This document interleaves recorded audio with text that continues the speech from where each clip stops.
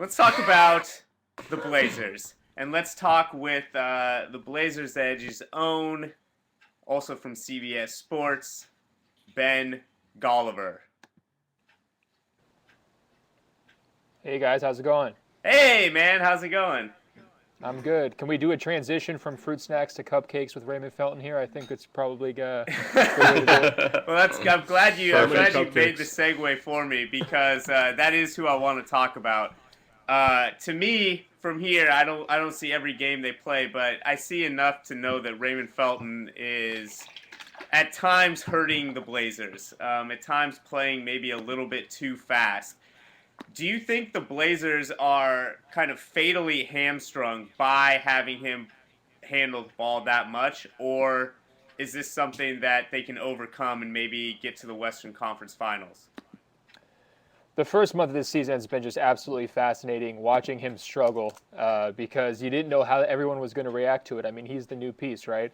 Wesley Matthews was in the starting Right. lineup for much of the last year. Gerald Wallace moved to the starting lineup at the end of the season. LaMarcus Aldridge obviously is one of the most consistent players now in the NBA, and Camby's been doing what Camby's been doing for 10 years. So he's the wild card, and you don't know what you're going to get from him, and you don't know how he's going to adjust, how he's going to come in out of the lockout with questions about his conditioning. So it's been an adventure. I mean, he's kicked away multiple games in the fourth quarter. His pace setting has been there at times, but it's also not been there at times. He's really struggled. He's seemed frustrated.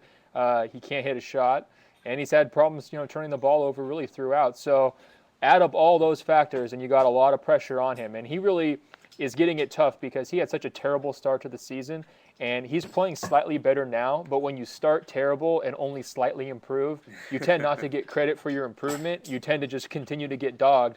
And so until he's back up to sort of his normal statistical averages, I think he's going to continue to be the whipping boy. And when I look at, to address your question about pace, when I look at pace, one of the guys who's most important in terms of setting Portland's pace is actually Gerald Wallace. So sometimes Felton Sure. gets credit or he gets blamed for the pace setting, but when Portland is really pushing the ball, it's happening from their defense, turning it into quick offense and transition. And so that's a tough spot for Felton to be in, and I feel like he's probably going to look back on his Blazers career, however long it lasts, and feel like he probably never got the proper due for what he did, and he probably took too much blame for what he didn't do. Yeah, Felton's still one of the very fastest in the open court with the ball, and can really, just make a lot happen. And it's one of those things where you'll watch him, and he'll make two great plays, and then he'll shoot a three off the side of the backboard. 19 seconds left on the shot clock, and you wonder, can he? Is that going to come at the wrong time for the Blazers? And I'm sure you're very aware that one of the big topics with the Blazers right now is, are they going to try to replace him? Are they going to make a move for Steve Nash? So the trade that's kind of like been floated out there that and is Felton, some bench assets. Felton's contract is going to expire, and then a bunch of cash for Steve Nash. To me, Nash makes the Blazers a championship contender. Is there a limit to at what point do you walk away from a deal to get Steve Nash, and do you think that there's any merit to the rumors? Well, the Blazers did a similar kind of trade last year in terms of acquiring Gerald Wallace, where they moved a bunch of minor assets, draft picks and the like, and got a player who's going to try to help them win now. I mean, realize that the context here is that Portland has not won a playoff series in a very, very long time, and Paul Allen has a gun to his GM and his acting GM's head 24/7, 365. I mean, that's just the operating environment. And frankly, they feel the pressure. They're going to want to try to make win-now trades if they can. I think the threshold that you're talking about is probably the inclusion or not the inclusion of Nicholas Batum. He's a guy who they look at as being a long-term asset, and I think Simmons has put it out there that they should move Batum to rent Nash.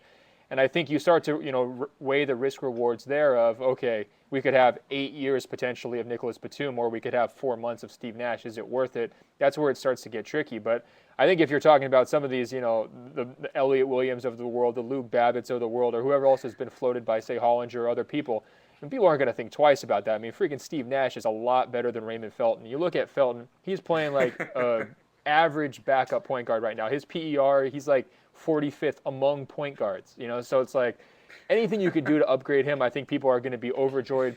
But Portland's had a revolving door of point guards too. You got to keep that in mind as well. I mean, we've seen guys after guys, whoever you want, whether it's Bayless, Sergio Rodriguez, Steve Blake. I mean, name the flavor of point guard, and they've come through here and failed. So, is Steve Nash going to be the guy who can, completely put all that history behind them and take this team to the next level? I think, it's still an open question. I think the sentiment here in Portland, if that's your question, is do people want to do that trade? Oh, yeah. I mean, I think people would absolutely love Steve Nash. He's been in rumors with the Blazers for years. I mean, going back to last year's trade deadline, there was talk that maybe Batum would be in a move like that. So we'll see. But, personally, I'm enjoying watching Felton struggle. It's fun watching point guards play well, but it's fun watching them struggle too, because how do they handle the adversity? How does their coach handle them? I mean, last night, for example, they win in a 44-point blowout, and Felton decides to put the ball between his legs on a fast break to Aldridge, which ultimately leads into a turnover, as you might have guessed. And Nate McMillan, you could just, from 1,000 feet away, you could see his arteries just expanding. He was just like, he's so angry at his at the decision making there. And so, to watch that dynamic play out, I'm not in a rush to ship him out of town, I guess. But I'm also looking at it from a writer's standpoint, maybe not someone who's personally invested in the win-loss record. All right. Well, you spoke about McMillan there. He's a really interesting coach, I would imagine, to follow as you have. From my perspective, he seems to, and I think he's very, very good. And I think what he's really great at is being, having simple sets and simple plays that are effective at getting his best players the ball where they want the ball and where they can be most effective. Can you talk about maybe his coaching philosophy and how you've seen that shift or evolve this year with the little bit faster pace and new roster that they have? No, you hit it on the head. I mean, Nate McMillan, his whole thought is, who are my top two players? Who are my most two reliable offensive weapons? Where do they succeed? What kind of situations are they most efficient?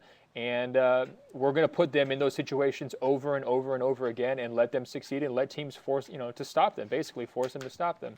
And, that used to be a real slowdown style with Brandon Roy, a lot of isolation because that's where he was best. Now with Aldridge emerging as a very consistent scorer in multiple ways, and also Wallace, stepping up his production, by pushing tempo, like we said earlier, and having Felton, a speedster who can kind of, run sidekick there and try to coordinate everything. I think that's, really the shift that we've seen, obviously, is a much faster paced tempo, a situation that relies on, going inside early, regularly, and playing off of Aldridge, seeing if teams will double him, and if not, just letting him get his shots. If they do, you try to hit jumpers. I mean, the big problem offensively for this team stylistically is they don't have anybody who can shoot jump shots still. And, it's been, real struggles from Wesley Matthews, real struggles from Jamal Crawford. I mean, Felton has just been abysmal from outside. So, I mean, that's sort of the weak link there. But, in terms of the creative things he designs, some of the high-low action with Marcus Campion, LaMarcus Aldridge, some of the high pick and rolls, even with Crawford and Aldridge late. I mean, he does a lot of different things to get his guys open looks and put them in situations where they can be successful. And I think, that's sort of his calling card as a coach. I think the big question mark with him is, okay, what's he going to do in the playoffs when it starts to become a chess match? Is he that chess match kind of guy who can make the necessary adjustments? Does he have enough bench players that he trusts that he's going to be able to sort of, adjust and make the decisions on the fly?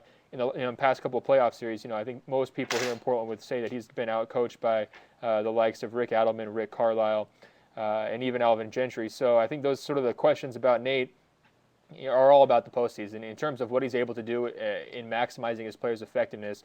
And he's also supported by a very deep analytics staff, by the way. I mean, they've got tons of guys crunching numbers, situational statistics, all that synergy. I mean, they've got a lot of nerds just like us sitting in cubicles looking at all that data over and over again to try to figure out who's best where.